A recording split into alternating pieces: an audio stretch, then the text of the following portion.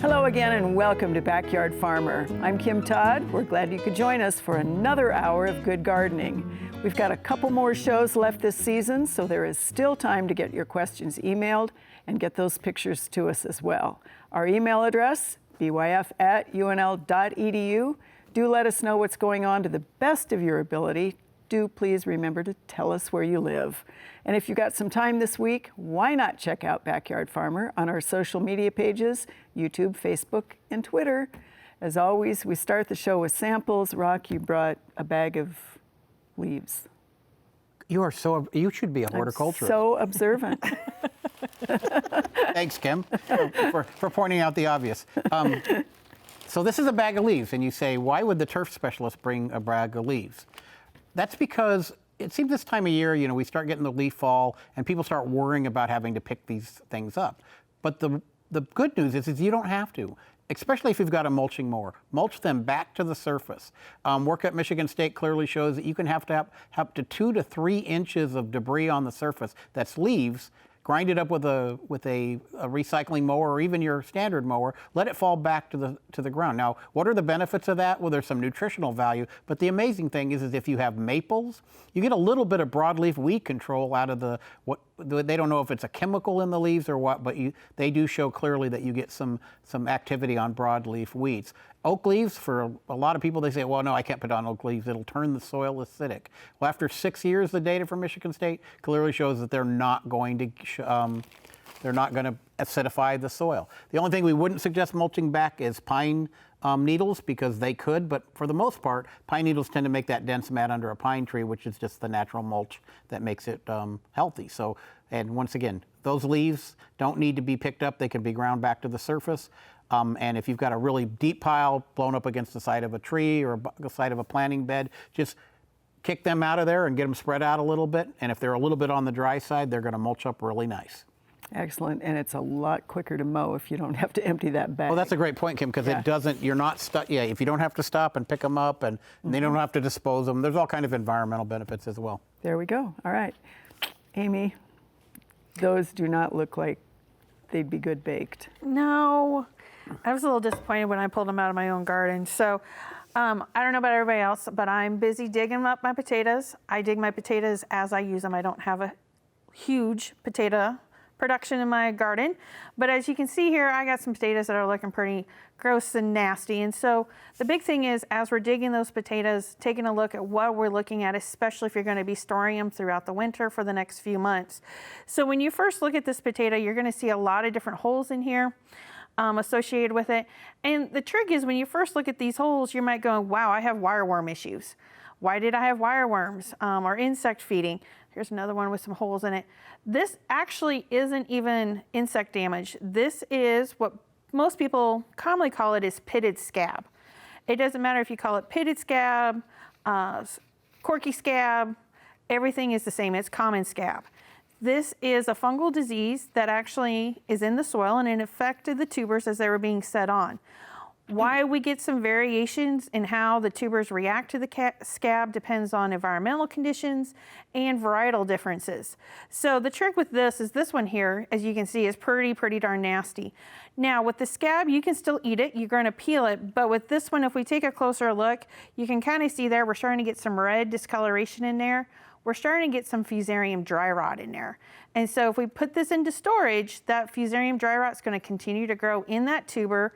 And when you go to peel it and cut it in half, there's a good possibility if you didn't use it right away, you're going to end up throwing away about 1/2 to 3/4 of this tuber because it's nasty and gross. But with it being dry rot, it's not going to get soft and smelly. It's just going to be a dry rot, and you're going to notice it when you peel them open.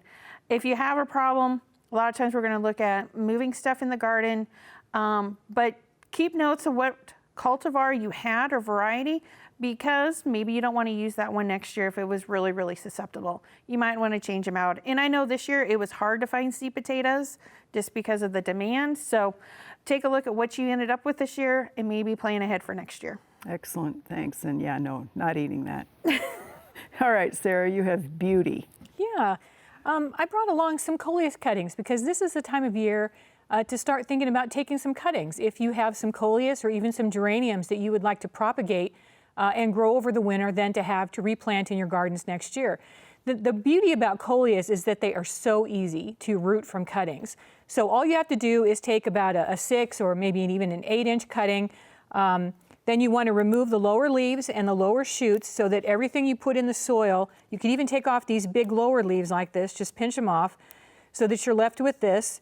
Then you're going to get some kind of a container. Could be a paper cup, could be a yogurt cup you're going to recycle, could be some potting, some containers that you had from this spring that you've cleaned and sterilized. Anything like that, and make a drain hole in the bottom of it and fill it with nice clean soil, potting soil. Another great thing about Coleus is you don't even have to dip these in a rooting hormone to get them to root. They will, you just put it straight in the soil, keep it moist, and it'll root for you in about a month to 6 weeks. Very, very easy to grow. If you have a cutting like this that is starting to get a little flower head at the top, you're going to want to pinch that off so that you don't have any flowers on there. Then once you put this in your growing container, what I would do is put a Ziploc bag over the top of the container to hold the moisture around your cutting. That's really going to help in the first week or so to prevent excess water loss and prevent your cutting from wilting. But these will root and grow, and they'll be all ready for you to replant in your gardens in the springtime. Now, but one caveat I wanted to note, a lot of gardeners are seeing white flies in their landscapes right now. I was out in my garden and brushed up against some peonies, and I just had a cloud of white flies that flew up off my plants. So you want to do a close inspection of any plants that you're going to be taking cuttings from and bringing indoors to make sure that you're not bringing any whitefly hitchhikers along with them. Whiteflies are kind of a general feeder, and so they can also infest your house plants. So you might want to separate these plants from the rest of the plants in your house, kind of an isolation chamber to make sure that you're not bringing any bug issues. After you've had them inside for 2 or 3 weeks and you're not seeing any issues, little tiny white gnats that fly up off the leaves, then it should be okay, and you shouldn't have to worry at that point. But really, really easy to do softwood cuttings at this time of year. You want to get it done before frost. Excellent, and that way you get the ones you want just in case they don't have them next year. That's right. What about where do you store them? In the basement or anywhere in the house? Or? They could be cool, so you want to have them someplace where the temperatures are between about 65 and 75. You do need to make sure that they have some sunlight. That can be natural light from a window, or it could be from like a fluorescent shop fixture that you've hooked up to create a little growing zone. So natural light or fluorescent light, either will do fine. Okay. Excellent. Thanks, Sarah. All right, Rock, your first 2 questions here, or 2 pictures, are brown spots in a fescue lawn. This is in Waverly. He's wondering, is this animal urine or fungus, or what is this exactly? Showed up mid-late August, a dozen spots with stunted growth surrounding the spots. And you got it because Amy already had too many questions. Well, and that's fine because I think she would agree that it's not not a pathogen, not based on that appearance. That first one is a classical urine spot. Where was the viewer, did they say? Waverly. Waverly. Well, you know, we've got kind of a coyote problem. That looks like the coyotes tend to dribble. The males do when they urinate, and they'll make a trail like that in the prairie as well as in your lawn. And so we have seen a fair amount of coyote sightings and coyote sightings. So I'm going to say that's an animal. I'm not going to say that I can guarantee that that's what it is, but that's a urine spot, and one of them has a little bit of a continence problem. All right, your next one is, this is Columbus, and he says bugs on broken grass. He thinks they're on clumps of brome, so I think he meant brome in his header there. They're only on that grass, and then it appears as though it's actually burnt. So what's going on here? Well, these are actually ants, and they're doing what we call swarming. And I didn't know this. I thought it was a hornet of some kind, but I phoned a friend, and our good friend Jody, you know, immediately gets back to me and says, I didn't phone her, I sent her an email, and she says, these are ants and they're swarming. And swarming is when they wing up and get ready to go do the deed, right? And spread their seed, whatever you want to call it. So they're swarming. And it usually takes a couple, 3 days, and then they're done, and they move away. Some of the discoloration, I don't know what that is. And that grass looked pretty healthy to me. That brome looked pretty healthy to me. So I'm going to say I don't really see that as being an issue. If they don't go in a couple, 3 days, then we may be wrong, but I'm pretty confident based on Jody's diagnosis that those are ants that are swarming. She even went on to say that she took a really close look and she thinks they're citronella ants. And if they're citronella ants, guess what? They smell like citronella. Imagine Go that. figure. Yeah. So you can crush them up and you get kind of a citronella smell, and be watchful of their pinchers. And the burnt thing was just sort of odd. That was, I mean, I really- wasn't quite sure about that at all, but I didn't see any injury in the picture. So, Right. yep. All right, thanks, Rock. All right, Amy, this is an Antelope Park, Lincoln neighborhood. They have, they're calling it oozing out of the locust, a very large one. Has been doing this for the last 5 to 7 years. Some pieces are missing as well, produces seeds every year. Has had a couple different opinions on this. And so I think we have a closer up picture of that beautiful It's fungus. absolutely gorgeous. Yeah. You know, looking at the pictures, it looks like it's like hen of the woods or chicken of the woods. Very common fungi that we see growing here. The trick behind it is what it indicates is that you have a heart rot in that tree. So with it being on the side where a branch was cut off, I would assume maybe that's where the fungus got into the tree to begin with. And so it's slowly growing and eating the inside of that heartwood. And this is the fungal structure, so it can produce more spores and it can go spread itself around the world.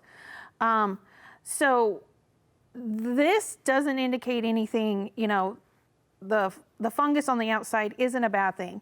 But what it is an indication is the integrity on the inside of the tree is definitely being compromised. Now, the tree might look perfectly healthy on top because the heartwood isn't translocating any food, nutrients, or water to that tree. What's going to happen is when we have a major storm event, wind event, ice event, this tree is more likely to break off. And that's where we usually look at those experts to come in and take a look at the integrity of that tree. And if it is a tree that has the potential of causing damage either to your home or to vehicles, and it has a little bit of questionable integrity, it might be one you might want to consider cutting down, especially as we're going into the winter months. All right, thanks, Amy. Your next one is also a fungus. This is an Omaha viewer looking to identify this one growing on a maple. So this was in June, and then after it bloomed, they think it's a jelly ear. And so I think they also sent a couple pictures on this one. What is that? They did. I was super excited to see this. So the viewer's right. Jelly ears is one name for them. Mouse ears is the other. It's a common, more of a gelatinous mushroom that produces, once again, it's eating on the heartwood of the tree. And just so you know, mouse ears is one. If you would like to try it, go to a Japanese type restaurant and you're able to buy them dehydrated. So it's considered a delicacy. I do not recommend you to harvest them yourself. Go buy it from a very reputable grocery store where they're dehydrated. They taste excellent, but they're really cool because they are really soft and squishy and jelly. So once again, it's indicating that we're having a heart rot. You might want to look at the integrity of that tree. Great, thanks, Amy. All right, it's tree time, apparently. Sarah, yours are trees also. Your first three here are a Seward viewer. This is construction damage, boring water pipes in, multiple problems, so they've dug all sorts of holes, removed some sidewalk. The concern is the damage that's been done to a 60-year-old maple. So they're showing in this series of 3 pictures how close they got. They're wondering, is there anything they can do to help preserve this maple? Not really, other than just basic care. I mean, obviously, they're going to fill the holes back in after they're done with their construction, and that's fine. They've done a tremendous amount of root damage to this tree, though. Yeah. So there is concern that this tree could fail because it's lost all of this anchoring on the side where they've done the construction. The only thing that you can do as a homeowner would be to make sure that this tree is watered during dry periods, make sure that it's mulched, the good basic things that we would do to try to maintain or improve tree vigor. but there's nothing directly. I mean, you can't applying a fungicide is not going to help this tree. You can't fertilize this tree out of this damage. Yeah. So it's definitely a concern. But think about water and mulch if it stays alive next year or the year after, to try to help it as it's recovering. All right. Your next one, Sarah, is one of 5 trees. This is a hackberry. Upper branches have been stripped. He's wondering what this is. Disease, damage, drought. Wondering if he should take this down as well. He wants to leave it for a couple of seasons. So what I would do if I were looking at this tree, you see that dead branch at the top where there are not very many leaves. I would look at the very base of that branch where it attaches to the trunk to see if there's some kind of physical damage. Have there been squirrels stripping the bark? Is there some old pruning wound that is rotted away at the base of that branch? To see if there's some physical reason that would explain why this branch has died. And quite often you will find something, that there'll be something there that you've overlooked that would explain why this branch is dying. If that's the case, then you may just be able to remove this branch and the tree may still live for a long time and still have fairly good health. From the picture, that's really all I can say. Yeah. If we needed to do a more in-depth diagnosis, I'd need to see more close-up pictures so that we could look for fungal structures or disease in the foliage or the branches, cankers or something like that, or some kind of insect problem. But I would first just inspect that branch really well and look for physical damage. All right, thanks, Sarah. Well, your turf will greatly benefit from doing some aeration this time of year. Our landscape expert, Jeff Culbertson, will discuss some of the tips for doing it right for our first feature tonight.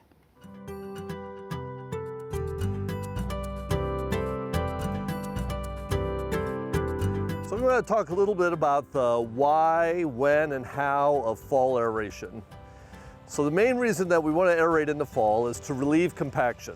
You may not have noticed it through the year, but whether you've been walking through the lawn, you're mowing, running that wheelbarrow, chasing the kids, the dogs running around, all those things are compacting our soil, which restricts the amount of oxygen and moisture and nutrients that gets to our grass roots. So what we're going to do is we're going to aerate the soil in the fall here, and that will help relieve some of that. So if you've seen any standing water in your yard, make sure you make a point of that. We're going to aerate those a little bit more. If you have a path, if you have some thinning turf, all those are places that we want to spend a little bit more time on when we're doing our aerating. The other nice thing about doing it in the fall is we're able to do some fertilizing afterwards. If you do have some thin turf and you want to do some overseeding, great time to do it right then. So the first thing we'll do is we'll go out with a screwdriver, we'll check our soil. That'll help kind of identify some really compact areas and also our moisture to make sure if we need to put some, run the sprinklers a little bit, make sure we have some good moisture before we do our aeration. That'll give us an indication of that. And then we'll go out and we'll use our aerator, or you may hire to have it done. And what we're looking at doing is making sure that we're pulling out plugs of 2 to 3 inches long. That's a good sized plug, and that'll help kind of recycle some of that material. And also that'll give us a nice space to do some seeding and our fertilizing and all that. One of the things that aerating in the fall will help us in the spring is we won't have to worry about the weed germination that we might if we've done spring aerating. So doing this in the fall helps that fewer weeds are germinating at this time of year. It'll also help with greening up the turf a little bit faster in the spring as well. You'll notice when you've aerated the lawn, your turf is ready to go a little bit faster in the spring. So again, we want to make sure that we do a good thorough job. We've identified those spots in the yard that we want to spend a little bit of extra time over. It takes 2, 3, 4 days for the cores to break down. If they've dried out, you can mow over them, and that'll help break them down a little bit faster too. So if you're worried about the mess, you can do that. But let's not rake them up. Let's recycle that material back into our soil, and that'll help get us off to a good start next spring. Like Jeff said, don't rake up those plugs. Let them break down into your soil. Don't walk in your really good shoes on that turf at the same time. And that practice also does help with thatch, because the turf seeds get into direct contact with the soil. So good idea to do that. All right, Rock, here we go. This is suburban Omaha. Pulled this weed out from the underside of a spruce tree without gloves, and then his hands reacted to it. So what do we think this one is? Well, I'm glad the viewer, it's a nettle, and I'm going to say it's a stinging nettle based on the reaction to in his hand. And these are The false nettle is actually native and a great pollinator. The butterflies really like it, but this is stinging nettle. So he wants to get that out of her. Wear gloves next time. I'm not going to suggest any spraying because it's in and around an ornamental bed, but you can usually eradicate it relatively easy. But just be careful and wear long sleeves and that sort of stuff when you get it. Obviously, he got it out of there, but he might have to stay on top of it. I wouldn't recommend a herbicide in that environment. Is it annual or perennial? Perennial. Okay, so he might have others hiding under the canopy. What I'm hopefully optimistic that what he had was a one little straggler One that and came done. in, a bird carried the seed or whatever. Good. But if not, if it gets any worse, give us another email and we'll suggest a herbicide that may be a little more aggressive. But if it's a smaller infestation, certainly not necessary. Cool. All right, your next one, we're not sure where Omaha. 2 weeds in the gardens that are close to the ground and of course then work their way into the turf, kind of. So what are they? They get worse as the season progresses and he wants to know how to control them both. Okay, the first one is Purslane, and it's a really fleshy, lots of water in them, extremely drought tolerant. Usually it's almost like a cactus in the way it responds, right? And it also reproduces, so if you go by segments, so just a little piece of that purslane, so you pull it up and you leave a little piece behind, and guess what? Mom may be dead, but the babies are all coming on with a vengeance. It actually is relatively easy to control with pre-emergent herbicides. Once it's up, it's difficult to control. So a product like Preen in the landscape bed or a good pre-emergent in the turf itself will do a good job controlling purslane. And your second one, I think, is also one that he said was in kind of the same location. Yeah, I think it's that fringe area between the two. And this is Right. Spurge, prostrate Spurge. Sometimes it's called spotted Spurge because guess what? It has spots on it. It's got a milky sap if you break the stem. It also can be controlled pre-emergent in the landscape bed with something like Preen, or in the lawn with any of the Scott's Halts products or something like that. Post-emergent, you can control this with 2,4-D containing products, but be careful since it is in an ornamental bed. All right, excellent. Thank you, Rock. Amy, trees. Your first one here is a Raymond viewer. So this particular tree is cracking, sapping, and has some fungus. And fungus among us on this one. Should this person be concerned? He should be concerned. Just like the previous 2 trees, this is an indication that we have heart rot. Definitely going to want to take a look at it. And you have a lot of fungal growth on here, so I would predict that the heart rot is fairly extensive. So one thing you can do if you don't bring an arborist out to take a look at it is if you have a long drill bit, you can drill into that trunk of that tree. If it's solid all the way, you're going to continue to feel that resistance. If you run into a heart rot, what's going to happen is it's going to go vroom through it really fast. So it's a quick, easy way to do a quick diagnosis if you're not willing to have an arborist come out. Right, and I think you have another tree potentially. Yep, and this one says this viewer says oozing sap and has a crack in it. What is going on? So the one thing I want to talk about is the green on the side. This is actually lichen, which isn't harmful to the tree. It's just a saprophyte that works with it. The cracks could be an indication of freeze cracks that are occurring with this, and the tree is weeping and sapping, losing sap just because it's injured. Recommendation at this point in time is just continue monitoring this tree. If those freeze cracks get worse, we can start seeing some dieback on the upper part of the tree because we're inhibiting and limiting the movement of water and nutrients in that tree. All right, and your next couple are boxwoods that are exhibiting leaf yellowing and dying in couple spots. A couple adjacent to this don't. He's wondering, is this bacterial, viral, or environmental? I can't remember, did he say where they were from? Lincoln. So one thing with boxwoods is, especially in a bed like this, how often you're watering them and if they're getting too much water. And with boxwoods, I'll see a lot of crown rots associated with them, and so I'll see dying of the inside of that boxwood, turning brown, and then extending out. So would really suggest getting in there, taking a feel of that soil. If you have rock in there, rock really doesn't help those boxwoods. It's hot. I would really recommend removing the rock and doing it in an organic mulch. It allows things to dry out much better than the rock. Right, and we did see some boxwood damage, I think, with twigs and everything else this winter. So it's kind of the nature of the beast. It is. All right, Sarah, this is really, your first one's a really fun picture. She plants Celosia every year in her pots in her garden. She had a bunch of volunteers come up, colorful, gorgeous. She said one is a wonder, measured, had a diameter of 1.5 inches at the base and grew like a tree. Yeah. And she's wondering, is this unusual? This is Lincoln, but her mother lives by Schubert, Nebraska, 87 years old, watches the show every year, and also loves Celosia. So is this unusual?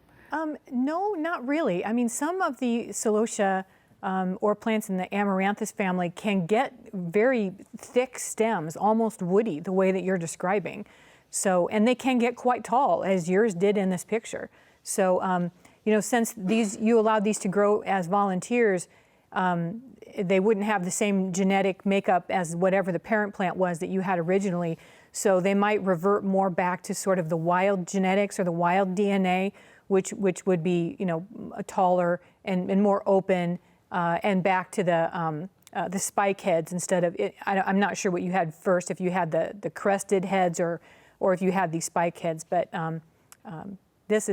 yours are obviously very healthy, but no, I wouldn't say this was particularly unusual. All right, thanks, Sarah. And then you have a couple of IDs. The first is from Grand Island, planted it several years ago, can't come up with it. Baptisia. Is it Baptisia? Okay, yeah, this is the first time I'm seeing this picture. So Baptisia stems usually are thicker and not as viney looking as this. False blue indigo is a common name for Baptisia, and it's a great, tough perennial, a very drought tolerant once they're established. And then I think your next one is Hastings, and what is this flower? Oh, this is Missouri Primrose, right? Which is a great low-growing perennial, also very drought tolerant and prefers full sun. So it's kind of a nice ground cover if you have a really tough site that's very hot and dry. Excellent, thanks, Sarah. Well, as we wind down our season on Backyard Farmer, our garden is still going strong. We're still donating a lot of produce. Fall color is starting to set in. So let's take a minute to hear from Terry James out in the Backyard Farmer garden.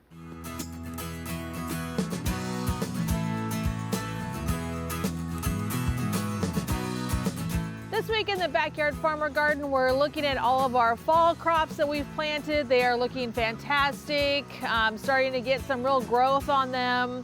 Looking forward to having some of that fresh, kind of what we always normally think of as spring produce for the fall. We're also looking at making sure that we're getting all of our cover crops in. We're turning over our compost piles. We're adding that compost, getting rid of all that dead dying that's in there. Remember, don't put that diseased plant material in your compost. Throw that into the garbage. But make sure that you're getting your fall garden ready. Get it prepped, get it managed, turn your soil over, get that soil going, and stop by the Backyard Farmer Garden and check it out. Right now it's time for the lightning rounds. Sarah, you haven't been lightning for a while. No, not for a while. See how you do. Okay. All right, this is a viewer who puts a lot of soil over the crowns of their daisies to raise the beds. He's wondering whether he can expect the daisies to come up through it or whether this might smother and rot them. I think once you get too deep, you're going to start to smother them. So it would be better if you took them out, built up the bed, and then replanted them or transplanted them back in. All right. This is a North Omaha viewer who says, why are there so few walnuts and acorns in North Omaha, but there are plenty apparently in Midtown? Is it temperature? Do we have any idea? So I think what happened is that the flower buds on these trees died back in, I'm trying to remember when exactly it happened. I think it was April. We had fairly warm temperatures, and then we had a week where temperatures were back into the teens at nights, and then we had snow. And I think the flower buds died in that incident. But it may be that in Midtown there was enough of a temperature buffering effect by being in the city that there were a few degrees difference, and those flower buds didn't die. So those trees still went ahead and developed acorns. Excellent. This is a North Platte viewer who collected wisteria seeds from Washington State, put them in pots. They grew. Will wisteria survive in Nebraska? Yeah, well, it will. Yes, it's winter hardy, especially the American Wisteria. It's going to be a long, long time before you see flowers, though. A long time. I mean, years and years. Exactly. Thank you, Sarah. All right, Amy, are you ready? Yes. This is a Carney viewer who wonders whether a soil-borne disease could be brought into the garden from a compost topsoil mix. So it could come in on the topsoil. The compost, if it was ran correctly, should have been warm enough to kill any soil-borne pathogens. All right. This is a Nebraska City viewer who wants to know how to dispose of the apples that have diseases so they don't spread next year. How do you dispose of them? You can throw them into a compost pile as long as your compost pile is coming up to temperature and it won't impact anything next year. All right. This is an Omaha viewer who wonders whether they can shred leaves from trees that had anthracnose and use them as mulch. I wouldn't have a problem shredding them, just due to the fact that we have so much anthracnose in the environment. Mulch them, helping your turf out. All right. We have several people who are saying they have powdery mildew now. What do they do about it? Powdery mildew is one of those things, leave it alone. At this point in time in the season, I wouldn't bother with it. You could go ahead and start cutting it out if you're looking at fall cleanup of your landscape beds. All right. Excellent. Nice job. You ready? Sure. Okay. This is a Fremont viewer who wonders whether now that we're going into cooler and supposedly wetter conditions, should the turf be cut shorter than they cut it this summer? Set it and forget it. Set your mowing height at the beginning of the year and don't ever adjust it. All right. We have a Council Bluffs, Iowa viewer who is wondering how to control what he's calling grass burrs. So I assume that's sand burrs. He's been fighting this for 20 years.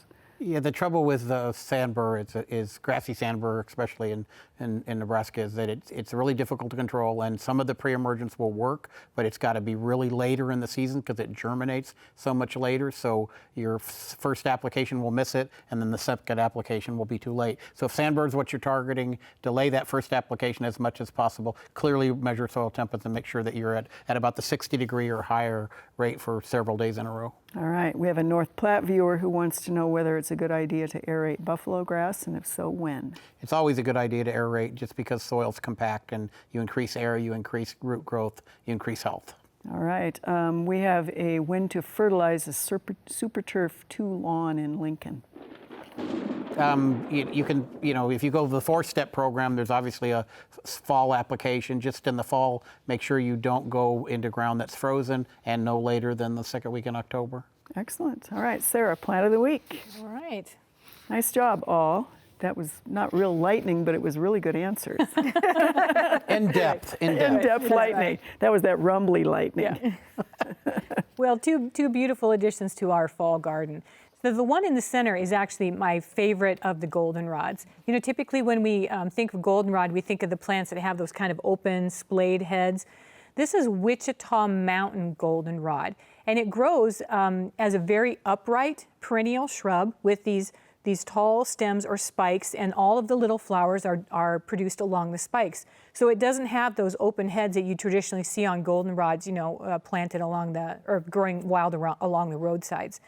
This is a cultivar that was discovered in the Wichita Mountains in southwestern Oklahoma, and that's where it gets its name. But you'll find it as a great perennial in the garden centers in springtime.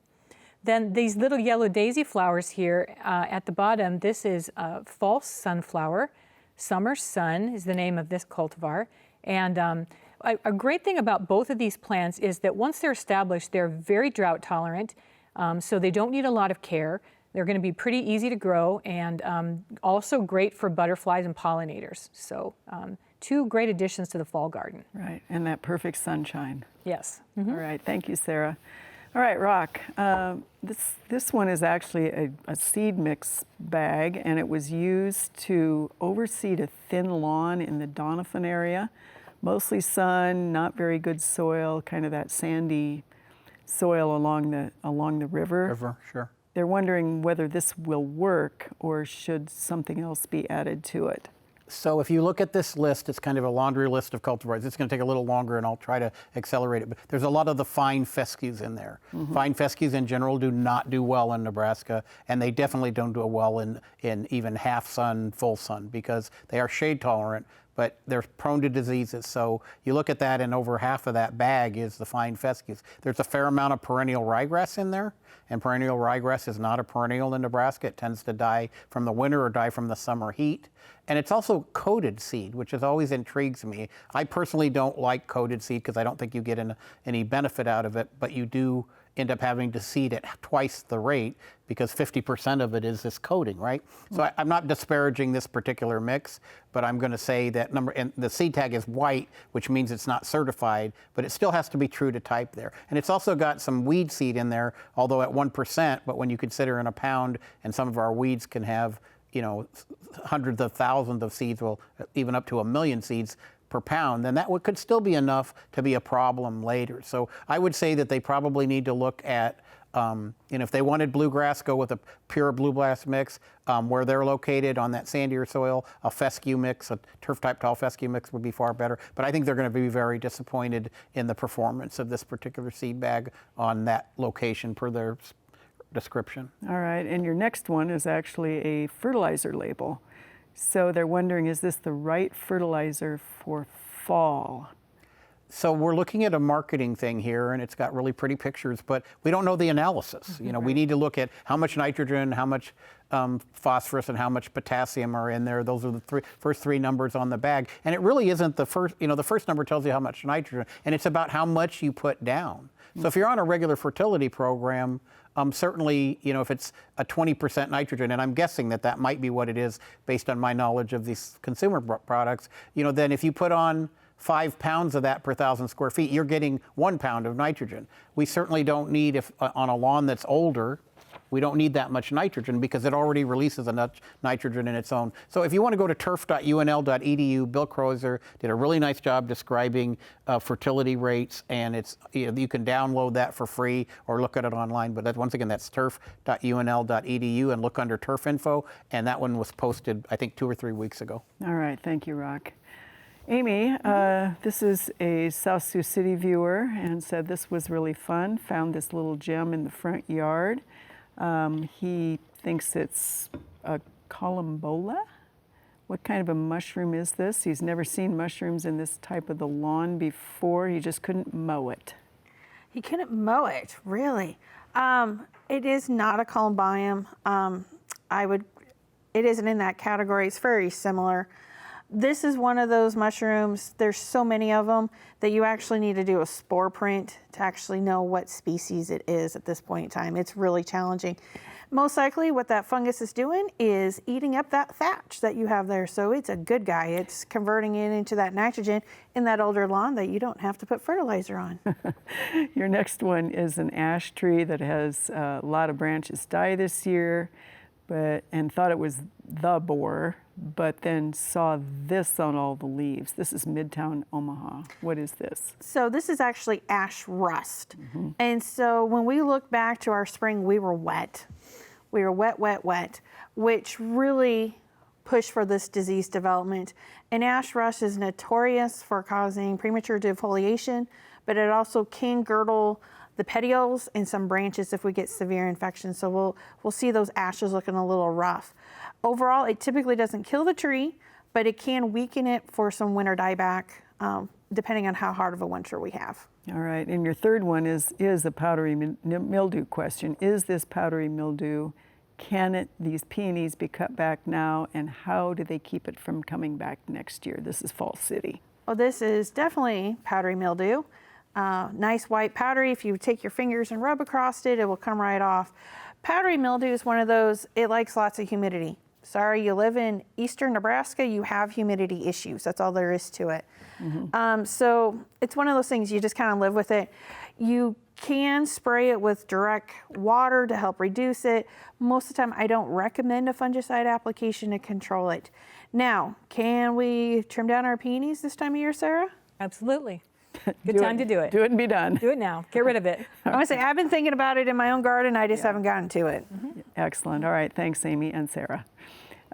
Yours, Sarah, is actually an O'Neill question. And this is a 67-foot line of lilacs planted over 25 years ago, tangled mess. How and when should they clean them up? So I would say the ideal way to do this would be to go in and prune out the heaviest stems and take them as far down as you can. And you could do that now, or you could wait and do it in March. It doesn't really matter since you're going to be taking out entire stems. And then you would do that, you would repeat that process over the next 3 years until you completely cleaned up this line of lilacs. I like the staggered method of pruning because it's not a shock to the plant. You're not cutting all the stems down at once and then asking the plant to grow completely back. And what I find is when people cut lilacs down severely, they tend to cause the lilacs to sucker a lot from the base. And so you'll end up with more and more suckers of new stems coming up from around the base. But that said, if you don't want to do that, if you just want to go in and cut the whole thing down at once, you can do that. You'd probably go back to about 12 inches or so on most of the stems. I would wait until the plants are dormant and then do it sometime between November and March. You won't have any flowers for next year, probably very few for the second year. You'll have some the third year, but you'll be able to get it all done in one shot. All right, thank you, Sarah. This is an Omaha viewer for your next couple. Sycamore has this thing they're calling, which is actually a gash in the trunk. It was tossed around violently during a windstorm, but otherwise it was healthy. They're hoping that this is nothing to worry about. Well, the thing about this is that this looks like old damage to me. This doesn't look like anything that just happened recently. And the problem with trees' bark is when the bark dies, it oftentimes takes a year or more before that dead bark becomes brittle enough and loosened from the underlying heartwood that the bark itself will fall off. So I'm wondering if this bark has been dead for a while and this windstorm caused enough movement in the tree that it caused this bark to be loosened and fall off. So what I would do is I would do more investigation to see exactly how far back the bark is dead. You might go in there and pull off, if there are some loose flaps of bark, pull that off until you can get back to where the bark is tightly attached and you can see where it's still alive. How much bark is dead is going to be critical to determining whether this is a serious problem. If just from that quick picture, it looks like you have a fair amount of dead bark. It may even be 50% around the tree. So yeah, that's a serious issue. Right. I don't know if this tree will survive or not. Right. Thank you, Sarah.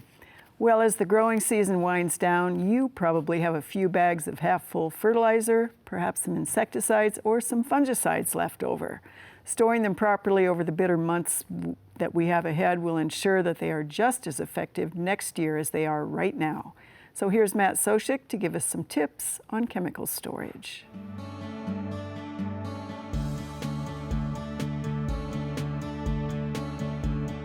With winter coming up, we want to be thinking not only about how to take care of our lawns or our landscapes, but we also want to make sure that the products that we're using for those landscapes are stored correctly and that we're going to be able to use them next year, or we don't want to over purchase so we have to store these chemicals for many years, so they're not going to be as effective from year to year.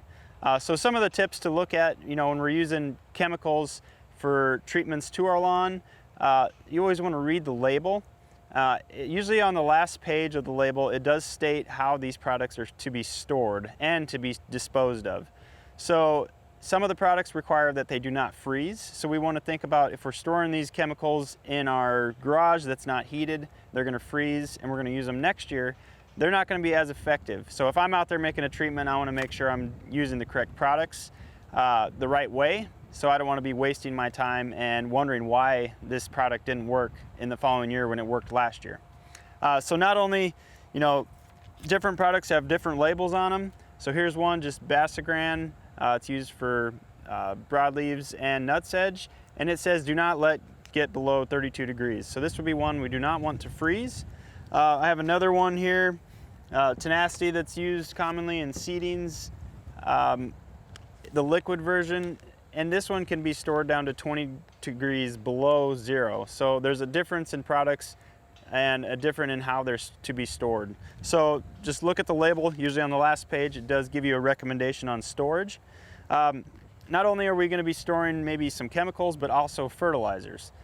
Fertilizers might also have chemicals on them. So if we're storing those, usually the labels do state to make sure that we have them in a dry or cool area.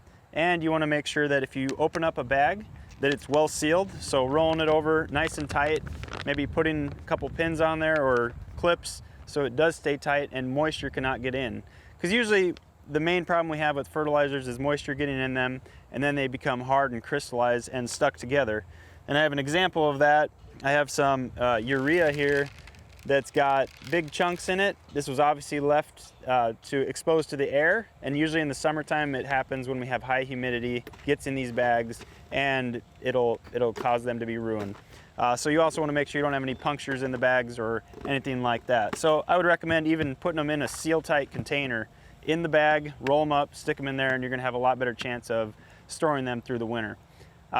Not only do you want to, make sure that we're buying enough product for our lawn, if you do have leftovers, try and use that up the following year. I wouldn't recommend keeping them more than 2 years because you never know if it's going to be as good as it was when you bought it. Same with chemicals, 2 to 3 years. That's probably the max I want to go. As long as you're keeping them in good conditions, they should stay good. But past that, 4 years, I would tend to find a disposal site for that and get rid of them and start over with some fresh chemicals. We cannot say this often enough. That label is going to tell you everything from the proper amounts to application as well as storage. Before you open and use that chemical pesticide, read and follow those instructions. That is the law. All right, Rock, your first one is, this is an Omaha viewer. She has identified this as one of the fountain grasses, and she's seeing that this is considered a noxious weed. It goes into the turf. What do you think? Well, I know it's not a noxious weed. It can be aggressive and get into the turf, but it's actually a gorgeous ornamental, and at the end of the day, it can shatter that seed and then get into the lawn. The beauty is that unless she's pesticide averse, anything the products that contain quincolac, which is a post-emergent product for crabgrass, or the trade name Drive, do a great job on fountain grass seedlings in the lawn. So if they're willing to do that, other ways they just have to cut them back before they put their head out, which is kind of contrary to the beauty of that plant. Right. Or they can divide them and put them further back in the ornamental bed, and then if they, and hopefully you'll get less invasion of that weed. But they're not noxious. They're not. If they were noxious, you would have to by law control them, and that's not what they are. All right, excellent. Your next one is an ID, and this is an Omaha viewer. Good guy or bad guy? That's a bad guy unless you live in the South. That's Bermuda grass. The stolons, when you get that really aggressive stolon there, and the viewer can't see this, but they have a fringe of hairs around the ligule and the auricle section there. And if it might have been zoysia grass with similar characteristics, except zoysia doesn't have that wide a leaf blade nor that aggressive a growth habit. So I'm pretty confident this is a Bermuda grass. There is no selective control, so it's spot spray with Roundup and be careful for the injury to the non-target species. All right, and your third one here is a Grand Island viewer. What is this? How does it get controlled? That's Nimblewill. And the beauty is that if you reach deep into your pockets, you can buy a product called Tenacity, and it works extremely well on this, but don't be sticker shocked when you Google it and it comes back for a little 8-ounce bottle with a fairly hefty price tag. But it goes down at really low use rates, and Nimblewill is difficult to control, so it'll probably take multiple applications. And other people in your neighborhood probably have it. So if you're a good neighbor, you find a way to buy one bottle, and everyone's your best friend, and you get invited to barbecues with beer. Socially distanced. All right, thank you, Rock. Amy, this is a viewer who thinks she has blight, late blight on her tomatoes, and there's these little brown spots. She's been organic gardening for 8 years. This actually isn't late blight. We haven't had the right weather conditions for late blight. Late blight likes it cool and wet, which we haven't been. So most likely we're looking at, it's really hard to tell from the picture. It could be bacterial spot. It could be some anthracnose. I would need to see the tomato fruit itself a little bit better. All right, and this is Hastings, but they haven't been any They wetter, haven't been wetter or cooler. So late blight likes that 60 to 70 degree weather and wet. Think of Ireland, because that's where late blight comes from, that we haven't had those conditions. Right. And then your second one, Amy, is this viewer's been trying raised garden beds in the Millard area, new soil. She did spray for the little white flying bugs. Pepper plants were stunted through the summer, and the peppers are very small. she's wondering about this, and then of course she wonders whether she can use these in salsa or anything. I am absolutely stumped. These do not look like peppers. That top one kind of has the bottom of a pepper, but the top of a lemon. More pictures, more information. What variety of pepper is this supposed to be? Is it a bell type? Is it an Anaheim? And maybe just, if you're in the Millard area, even dropping off a sample at the Douglas Harpy Extension Office and having them take a closer look would be really valuable here, because I am stumped. And eating that doesn't look like a good idea. I wouldn't eat it just because I don't know what it is. It may not be a pepper. It's a big fat question mark for me today. All right, thanks, Amy. This one, Sarah, might be a question too. We only got one picture of this. It is, what is this? It was found in a yard in Bellevue. What do we think? So I can't see the leaves very well in this picture, which is the problem. My one guess is that this is an Amur maple seedling, but I don't know. That's just a guess. When you send us pictures of leaves that you want us to identify, it'd be really helpful if you took the twig and you laid it on a piece of paper and you spread the leaves out so that we could see them really well. That would really help us to identify it. And with trees, one of the identification characteristics we're looking at is how are the leaves attached to the stem? Are they alternate on the stem? Are they opposite on the stem? Then, of course, the shape of the leaf is critical too. So, if there's only a few of these, I would hand pull them. If they're mostly small, you might be able to do that. If there are some taller plants that are getting fairly woody stems, then you could do a cut stump treatment where you just cut the stem down as much as you can and then carefully paint the cut stump with concentrated Roundup. That'll move into the root system and kill the whole plant so that it doesn't come back again. All right, thank you, Sarah. Your next one actually came from two different viewers. So you have two different people who sent this. Cleaning up the area across the street, notice these somethings on the vines. Are they seed pods? What do we have? And this is from both viewers. Yep, absolutely, they're seed pods. And the shape of those seed pods should give you a hint as far as what family this is in, because these are milkweed seed pods. So this is the vining species of milkweed. This is called honey vine milkweed. So, I mean, it can be somewhat of a problematic weed. So I would probably just pull the vines out and get rid of them, get rid of the seed pods so that you don't have all those seeds in your gardens for next year. Right. You do get the beautiful smell. Yes. And you get some butterflies. And there is some habitat value. And then you get a lot of honey vine. Yes. Exactly. And it comes back next year and brings friends. It does bring its friends. It's just a honey of a plant. All right. Well, an announcement of still a fun thing in the gardening world as we wrap up, get close to the end of the season. Our Grow Big Red virtual learning series is still going on. We are putting the garden to bed on this last one, which is go.unl.edu/growbigredvirtual. Tuesdays at 7 p.m. through September. So great fun, and I know that we've had a lot of great participation. All right, we have just a minute for a question or two, Rock, so this one comes to you. A couple viewers have sent in a question saying they've had their yard aerated, they are going to overseed. They want to know how much and how often should they water for the overseeding on the lawn. Yeah, and where are they located, they say, I'm sorry? They didn't, but I know we've had a couple from Lincoln area, a couple from maybe York. Yeah, so the projection for long-term range for rain is not really good, and too bad they didn't do this a week ago when we had 4 days of overcast weather. So they need to put water on that in an established lawn that they've overseeded at least twice a day until they see the seed pop out of the ground. In fescue, that would be roughly 5 to 7 days, and bluegrass would be 10 to 14. And until then, they've got to keep that seed bed moist. If we get any rain or the temperatures are lower, which they're not supposed to be in eastern Nebraska for the next 4 or 5 days at the very least, so they need to get the water on it at least twice a day.